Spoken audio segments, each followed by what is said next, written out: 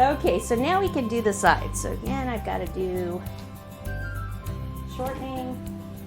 Just for the folks tuning in, if you've never seen Susan do dummies before, that's what the shortening is for, is to keep the fondant on the, in this case, the sides Interesting of statement. the dummies. Yeah, well. So if you're doing competitions and you're using cake dummies, a little bit of shortening will help. Yeah, I prefer the shortening over the piping gel or the water because does this one have a seam over here? Yeah, this seam right here, I can take this and I can actually fill it in there. Spackle. Exactly. And it doesn't make it lumpy like the piping gel and the others. Yeah. It's pretty smooth. Smooth. And it doesn't slide down on you, all sorts of good reasons.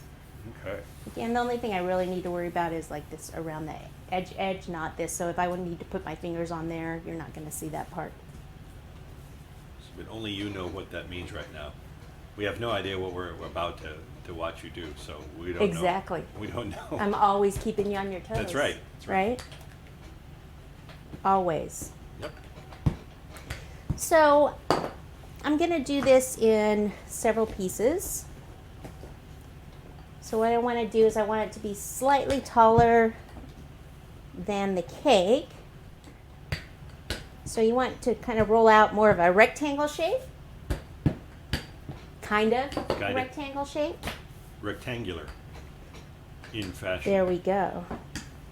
Okay. And how thick is that? this you have to keep it a little on the thick side. Mm-hmm. Okay, so right about like that. It's not like a 1/4 inch though, it's less than that. Okay, then I'm going to take a ruler. So I think, so this one's probably about, like 1.5 inches wide. So this will be a good one for strips. First, what I'm going to do is I'm going to take it down here at the bottom, make a straight edge. We know that this cake is about 5 inches tall, right? So I'm going to take it this way. Check that out. 5 inches is here. When I go a little bit taller,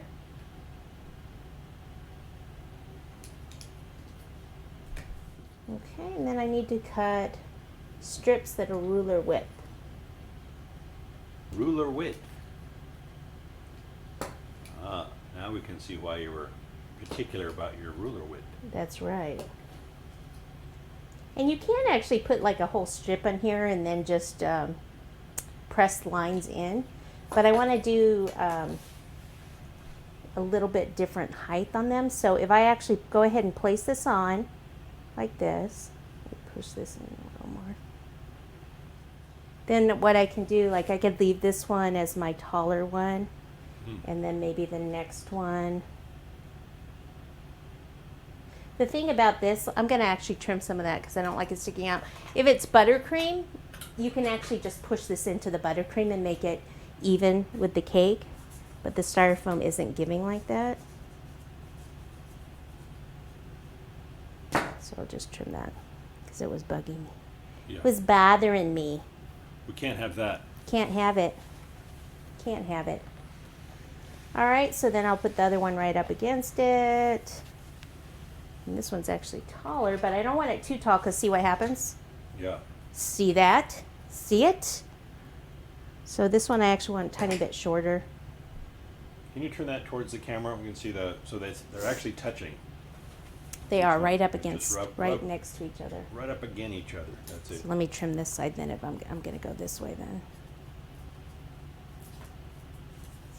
There we go, wood slats. So they'll eventually be wooden color. Driftwood color, as they say. There we go. And it's easier to cut them as you go, so you can get in there. If I wait, then I can't really get in there to do that. Right? Right. Right now it adheres to the shortening. Mm-hmm, it would stick to the buttercream. As long as your buttercream wasn't crusted over. Yeah. I don't usually use a crusting buttercream, so. If you do, you have to either spritz it with a little bit of water or put some fresh buttercream behind your fondant pieces that are going on. Then I'll take one of my favorite tools that you've probably seen me use a million times, is this knife and scriber tool here. Not to be confused with the scriber tool that people are using for cookies these days, which is a needle tool. So I'm just going to take this, and on some of these I'm going to make it look like it's, you know, like 2 pieces of wood have been in there. So I'm just going to take it and press in. So maybe I'll do like every other one or so at different heights. So some do next to it and some like skip. And okay, and then take the tool and you want to draw some lines up and down. You can even kind of cut into this top area, bring that down. It's going to make it look a little more, again, rustic. So I pushed in here, pulled down, and then you have to straighten it back up.